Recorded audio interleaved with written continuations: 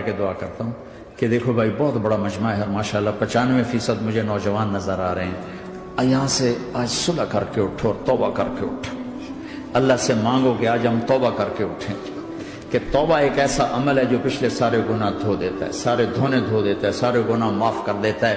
تو میں آپ کے اور یہ جتنا بات میری آگے جا رہی میڈیا کے ذریعے جہاں جہاں جو سن رہا ہے، میں سب سے ہاتھ جوڑ کے کہتا ہوں کہ آج توبہ کر لو اپنے اللہ کی بارگاہ میں، پچھلے پر توبہ کر لو، آئندہ کے لیے صلح کر لو، انشاءاللہ مزے کی زندگی ہو جائے گی۔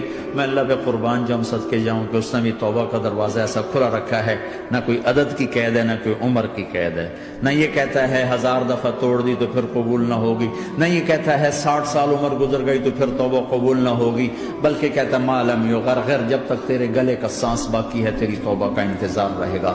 اور پھر ساتھ یہ کہتا ہے کہ تو اتنے گناہ کر کے زمین سے اٹھا کر آسمان کی چھت کو لگا دے، پھر ایک دفعہ کہہ دے یا اللہ معاف کر تو میں سارے ہی معاف کر دوں گا، ولا ابالغ، مجھے پرواہ بھی نہیں ہوتی، پرواہ بھی نہیں ہوتی۔ میرا ایک شاگرد ہے کراچی میں، اس کے مسجد کے ساتھ ایک عورت تھی، وہ لڑکیاں سپلائی کرتی تھی، کس قدر بدترین کام۔ اس نے، میرے شاگرد نے اس عورت کے بیٹے سے دوستی لگائی اور اس کو میرے بیان کی کیسٹ دے دی، اس نے کہا یہ سن لینا۔ اس نے گھر میں جا کے لگا لی، اس کی ماں کام کرتے ہوئے چلتے پھرتے سن رہی، کانوں میں آواز پڑ رہی۔ تھوڑی دیر کے بعد وہ آ گئی، کہنے لگی مجھے بھی سنا، تو اس نے سنی، پھر کہنے لگی دوبارہ سنو، پھر دوبارہ سنی، پھر کہنے لگی ایک دفعہ اور سنا، پھر ایک دفعہ اور سنی۔ کہنے لگے یہ کون ہے؟ کہ پتہ نہیں کون ہے۔ کہ کس نے دی؟ کہ یہ مولوی صاحب جو مسجد کا اس نے دی۔ تو اس نے بیٹے کو لیا اور مسجد کے دروازے پر آ کے، لوگ تراویح پڑھ کے نکل رہے تھے، انہوں نے کہا میں یہاں کے امام سے ملنا چاہتی ہوں۔ تو آ گیا، امجد نام ہے اس کا، کہا مولوی صاحب یہ کیسٹ آپ نے دی ہے؟ کہا جی۔ یہ کون ہے؟ کہ میرا استاد ہے۔ کیا نام ہے؟ طارق جمیل۔ کہا اس نے کہا ہے کہ جتنے بھی گناہ کرو توبہ کرو تو قبول ہو جاتی ہے، تو میری توبہ قبول ہو سکتی ہے؟ تمہیں تو پتہ میں کیا کرتی ہوں۔ کہاں بی بی توبہ تو سب کی قبول ہے۔ کہ اچھا پھر میں تمہیں گواہ بناتی ہوں، میری توبہ، میری توبہ۔ اور اگلے دن مسجد میں آنا شروع کر دی تراویح میں، اور دعا کرے یا اللہ اگر میری توبہ قبول ہے تو مجھے اٹھا لے، اگر میری توبہ قبول ہے تو مجھے اٹھا لے، اگر میری توبہ قبول ہے تو زور زور سے دعا کرتی، عورتوں کے اس میں جس طرح عورتیں نماز پڑھتی تھی۔ 29 کی رات سجدے میں اللہ نے اس کو موت دی۔ ساری زندگی لڑکیاں سپلائی کی اور موت آئی رابعہ بصری جیسے۔ توبہ ایسی چیز، اے اللہ میری توبہ قبول ہے تو مجھے اٹھا لے۔ 29 کی رات سجدے میں اللہ نے اس کی روح کو قبض کی۔ تو میرے بھائیو بہنوں، جتنا مجمع آپ موجود ہو، جتنا اس کے ذریعے سے سن رہا ہے، آج توبہ کر لو۔ پتہ نہیں نہ جانے بلا لے پیا کس گھڑی، پتہ نہیں رب کا بلاوا کب آ جائے، تو ہم توبہ کر اور اپنے مالک کو راضی کر۔ تو نیت کرتے ہو میرے ساتھ؟ سارے کرتے ہو نا؟ تو کہو یا اللہ میری توبہ، پھر کہو یا اللہ میری توبہ، پھر کہو یا اللہ میری توبہ۔ اللہ کی قسم اگر دل سے کہا ہے سب معاف ہو۔ میں نواب شاہ میں تھا تو ایک وڈیروں کو جمع گیا، وڈیرے مسجد میں تو آ نہیں سکتے، سندھی وڈیرے، تو ہم نے ایک وڈیرے سائیں کے گھر میں ہی بیان رکھ دیا، تو وہاں آگے سارے، تو ایک وڈیرے کو لے کر بڑی مونچھیں اور جلالی چہرہ اور بہت غلط زندگی، میں نے بیان کیا، وہ بیان میں روتا رہا۔ جب میں نے کہا ہاں بھائی توبہ، میں ہر بیان میں یہ کرتا ہوں کوشش، شاید کوئی ایک آدمی میرے ذریعے سے توبہ کر جائے تو میری بخشش کا سامان بن جائے، تو اس نے زور سے کہا اللہ سائیں توبہ، اللہ سائیں توبہ، اللہ سائیں توبہ۔ ساری زندگی کی غفلتیں تھیں۔ گھر گیا اور یہ ظہر پہ بیان ختم ہوا ہے اور مغرب پہ اس کی موت واقع ہو گئی۔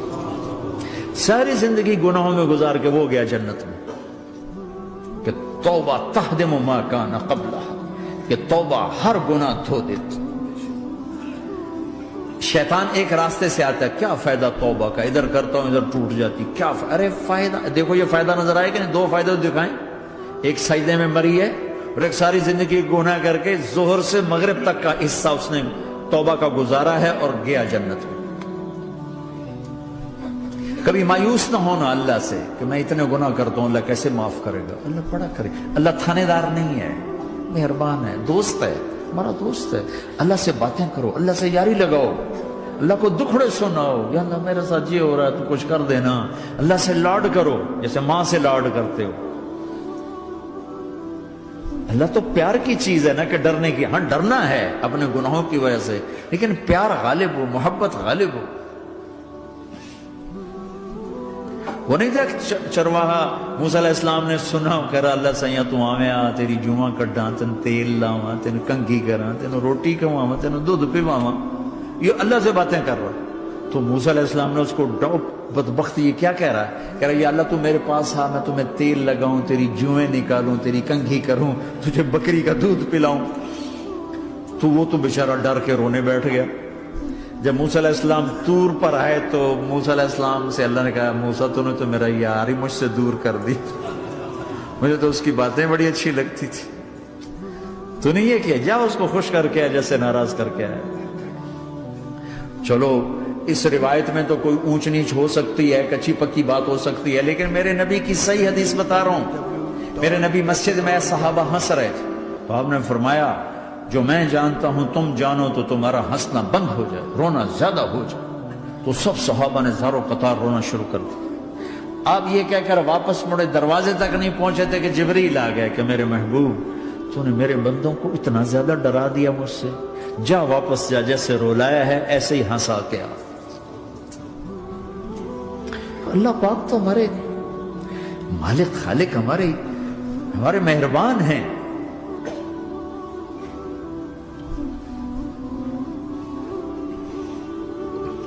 اللہ کو نہیں سنائیں گے تو کس کو سنائیں گے؟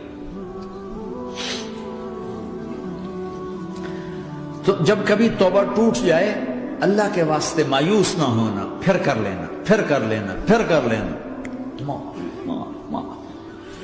پتہ نہیں کون سی توبہ پکی ہو جائے، پتہ نہیں کون سی توبہ پکی ہو جائے.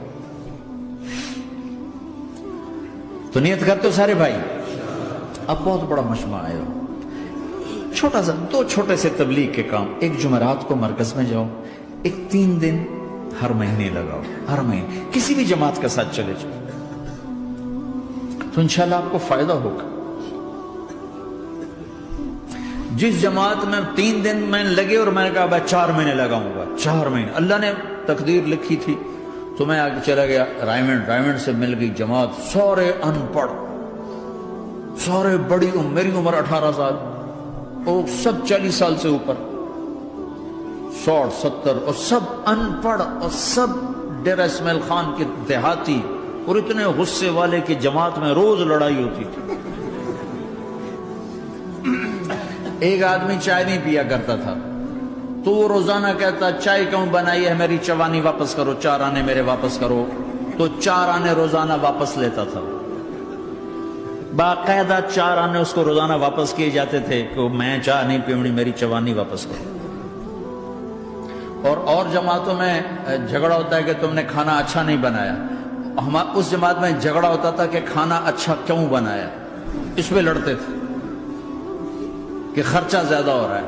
اور خرچہ کتنا ہوا تھا؟ 1 مہینے کا سفر، جانا آنا بس کا، جانا بس کا آنا. اور اس زمانے میں کوئی کھانا کھلانے والے ہیں، سب خود پکایا. 2-4 جگہ کہیں ضیافت ہوئی، 27 روپے ٹوٹل خرچ ہوا تھا. کہ زیادہ خرچہ ہے، روز لڑائی، روز لڑائی. ایک اس میں رانگڑ تھا، اس کو اذان کا بڑا شوق تھا، وہ جاتی اذان دینی شروع کر دی. وہ بھائی اللہ کے واسطے اب بھائی تو مسجد کے معاملے میں دخل نہ دے، کیوں نہ دوں؟ گردن لمبی ہوگی، مؤذن کی گردن لمبی ہوگی، میں تو دوں گا.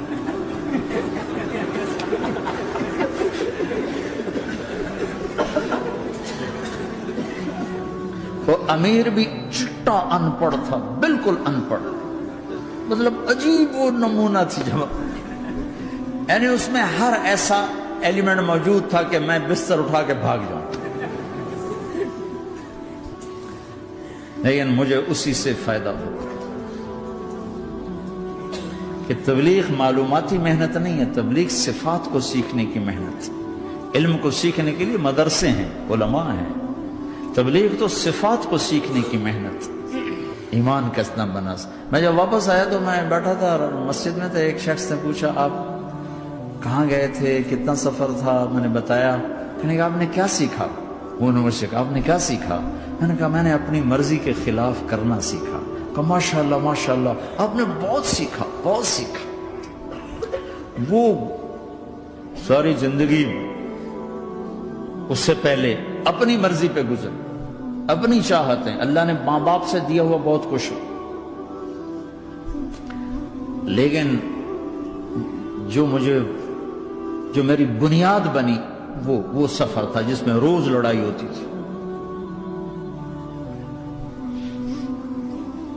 تو کسی بھی جماعت میں چلے جاؤ، ویکنڈ چلے جاؤ، یہ نہ دیکھو کون ہے کون، چلے جاؤ. اس جانے میں اللہ کی ہدایت کا نظام چھپا ہوا ہے.